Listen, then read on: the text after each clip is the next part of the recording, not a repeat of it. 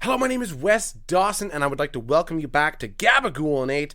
Now, this week we have a very special episode in store, as this will be more of a storytelling, a recounting of my more formidable years, and I would like to add the disclaimer that everything told today is 100% true. Nothing has been exaggerated for storytelling purposes. If anything, I've downplayed things as a result of my own shame and guilt, though I have changed the names and the places to protect the guilty. And much like Gabagool 8 has become known for as industry leaders in the less than 10-minute podcasting world, this episode has been well-crafted, well-written, and chronologically sound. And by that I mean I jotted down a whole bunch of ideas and stories that I was capable of remembering, and I'm just going to read them kind of as they come in whichever order they appear.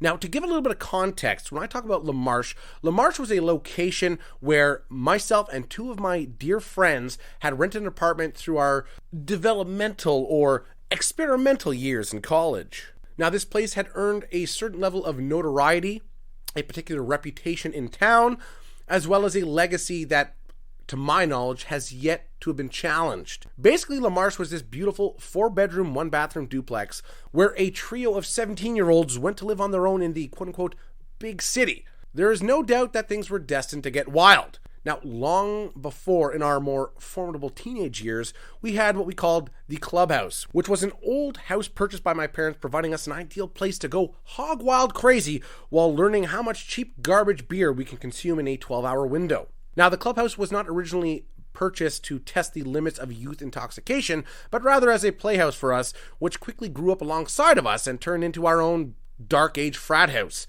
Because you see, the clubhouse may have been run down, it was dirty, it also had no electricity or plumbing. Now, it did have a working bathroom. Now, by working bathroom, of course, I mean there was a mattress standing vertically heading down to the basement stairs, which dutifully absorbed our adolescent urine for years.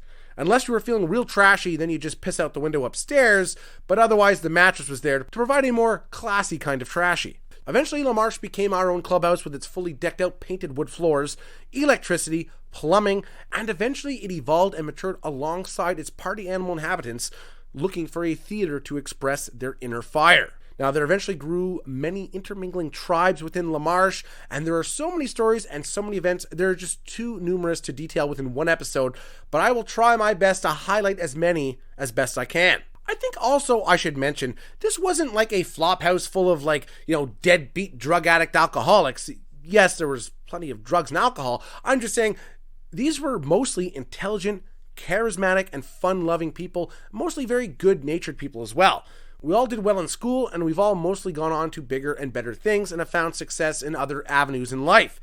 Except for that one guy, you know who I'm talking to, you are one stupid piece of shit. Anyway, I digress. So I say we were good people, well, we certainly were, because in the days of the clubhouse, pre-Lamarche, we had gone wandering through our local town, of course, somewhat intoxicated. Someone had left a washing machine for the large garbage pickup at the end of their driveway, so we proceeded to roll that fucker back down his steep driveway pretty well to his front door, and then fucked off. And when we doubled back, we saw the prone washing machine lying there. We kind of felt bad, felt kind of guilty, thinking, what if this was an older gentleman who took all day to get that thing up his driveway in the first place? So we went and carried it back up to the roadside. We were the best vandals ever. So yes, I did mention that this was a 4-bedroom apartment. Of course, for the first few years, the first stint we had in there, the 4th bedroom was literally a beer bottle room. And that's no exaggeration. I have never seen such a high concentration of empty beer bottles and fruit flies swarming above them in one place in my life. And that includes like bottle rooms in grocery stores or depots at Budweiser.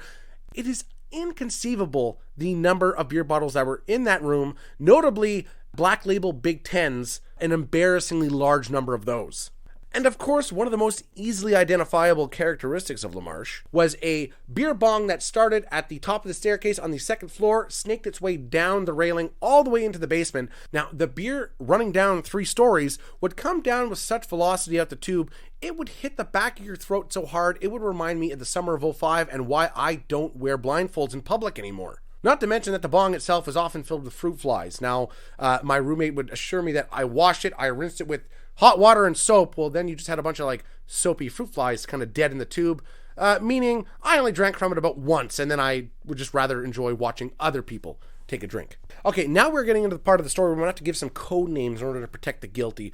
So let's just say this guy Doc. See, we went out drinking. He was, kind of out of hand, getting a little rowdy. We got home, and then he saw a microwave sitting on the balcony. He took that and smashed it in the center of the streets. Cops came around the corner, started giving shit, scared him quite thoroughly, and then told him to clean that up and get the hell home. He did so, but then immediately upon entering our apartment, he ran to the kitchen, grabbed the garbage bag and said, "You want to see fucking garbage?" and then threw the garbage into the streets. Of course, the cops were waiting around the corner and pulled up instantly and basically said, "Are you fucking stupid? Do you not think we knew that was the next thing you were going to do? Clean that up or you're going to jail." It was cleaned up. Now, the next story involved Doc and another roommate named, let's call him Scooter. We call him Scooter mainly because he was much like Roller Girl in the film Boogie Nights, except he rode around on a scooter. So you make what you will of that. We had this ongoing game to puke on one another's car. Of course, in the winter months, well, I guess in the summer months it's not very pleasant either, but the winter months, having frozen orange throw up, glued to your driver's door handle, kind of wore thin, and we put an end to that game pretty quickly. We also had our properly named mailbox as the mail hole, and I'd used my artistic skills to not only write mail hole, spelt M-A-L-E, but we tried to have the box itself resemble a bent over man, and when you would open it, you'd be shoving mail into his nether regions. Our neighbors, being so threatened by a homosexual mailbox, destroyed it. I don't know if they were worried that we were going to mail them gay or something like that. Either way, they destroyed it quite thoroughly, as they did not find the humor that we did in having a mail hole mounted to our railing. Myself and Scooter learned pretty quickly that cucumbers should not be left on top of a fridge for more than, let's say 6 months at a time.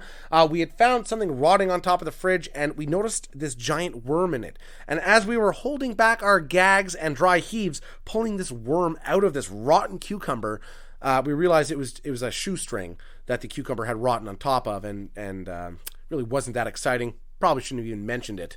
And another notable group effort was, of course, when we rocked out to the point that we destroyed the heating ducts in the apartment. It became a Thursday standard to rock out and stomp our feet with the beat of whatever generic rock song we were listening to at the time. And come the winter months, we noticed it was a little bit chilly in the apartment. There wasn't much heat coming up other than what was radiating through the basement stairs. When I went to take a look, I noticed all the heating ducts had been dislodged and had fallen to the floor. So those had to be repaired if we wanted to get any heat to, the second story of the building. Now, the next few stories, well, they pertain... Well, unfortunately, we are out of time for this week. I didn't intend for this to be a 2-part episode. I don't think we're going to have a choice. Honestly, if we wanted to recount all of the detailings of Lamarche and the experiences lived there, I think it would be its own podcast, or at least a recurring series. It's unfathomable the amount of craziness that I can recount from this, and that's from my surviving brain cells. I'm sure if I had them all intact, it would be even more so. So please be sure to tune in next week for part 2 of The Legend of Lamarche. My name is Wes Dawson. This has been Gabagool and 8. Please listen, like, share, and subscribe.